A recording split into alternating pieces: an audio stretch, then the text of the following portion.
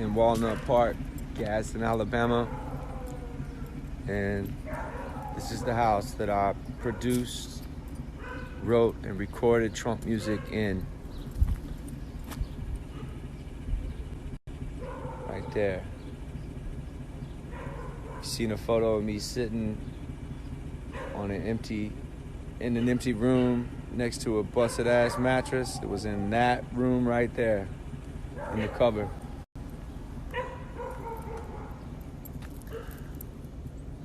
This is where Pop the Trunk was written.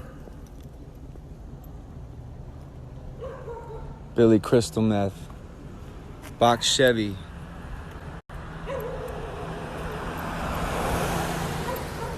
I was gonna take everybody around and show you the different houses I lived in Gadsden and the different projects that were made while I was there, but this is it. It's a trip to see my truck parked across the street. Long time coming. As you can see, box Chevys of inspiration, as always. Dogs going off. Trump music, the birthplace. Crazy.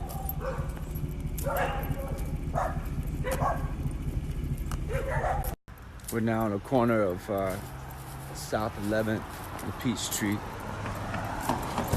It's the corner store right there. And this is the house that I produced, wrote, and recorded Creekwater.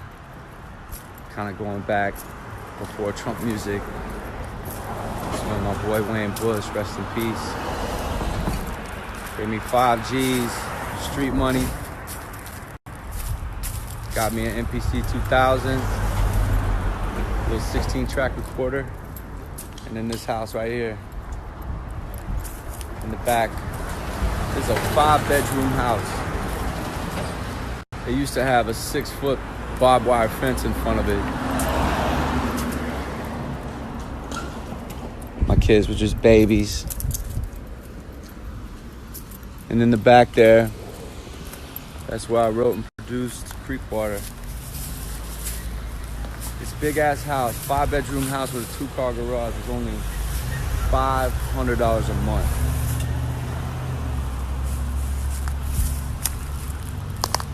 The boys used to get down over there. They was trapping all over this small town, fistful. I bounced around a lot in Gadsden, from east to west side, even in south side and Rainbow City. We're now in East Gadsden, to the last house I lived in right before I got my first record deal with Columbia. Right there. That's where we shot Box Chevy Part 2. And it's where I wrote Stereo, my classic rock mixtape. And up the street, right on the corner, is a club now tore down. It's just a gravel parking lot, but it used to be 231. It was an Elks Lodge. And, you know, Lil Wayne, Lil Bootsy would come through. This was part of the Chitlin circuit. So, you know, if you were down to tour the Chitlin circuit, then 231 was the stop you would hit in Gadsden. It's tore down now, though. But it was right up there on the corner. Right on the backside of that single wide.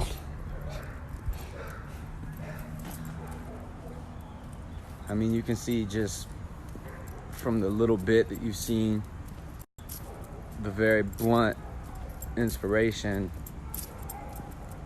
that I had to create this music. I mean, this place, man. Gotta love it. We're now on the corner of Tuscaloosa and 8th. This old parking lot here is Penny Profits. I used to park my box Chevy here. Pop the Trunk, I had a store set up where I would sell my first clothing line, Alabama Slanguage, mesh hats, t-shirts. I would get my car cleaned up right here at Crazy Larry's, and just park right here, slang CDs, slang clothes. And then a few years later, I petitioned with the city to paint a mural across this wall right here. So this is Tuscaloosa in 8th, and I'm about to show you the mural that I painted, man, like 15 years ago. Check it out.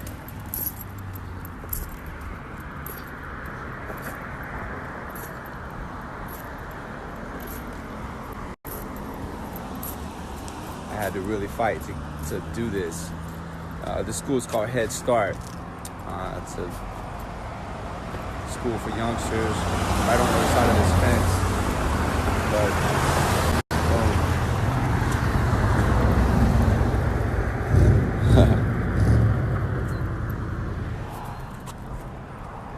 and this is the piece.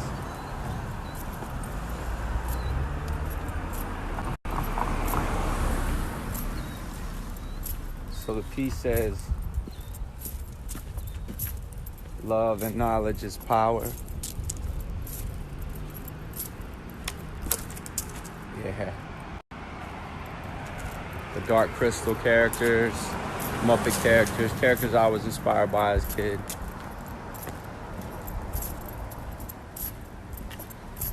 Old hand style.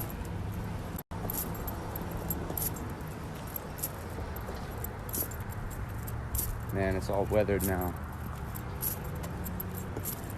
Need to bring back some of my real graffiti writing homies and update this. Fat Albert. ABCs with the characters. It's actually not bad, man. But this is funny though. My old phone number's still up. 256-547-7643. Yelawolf. Oh my God. Sorry for anybody who ended up with that number. But yeah, so back when, nobody was bringing the graffiti scene, the hip hop scene, the skateboarding scene to Gadsden, or to Alabama, period, really. So I'm proud of that. I'm proud that the mural's still up. No one's painted over it. So that's respect. Love Gadsden.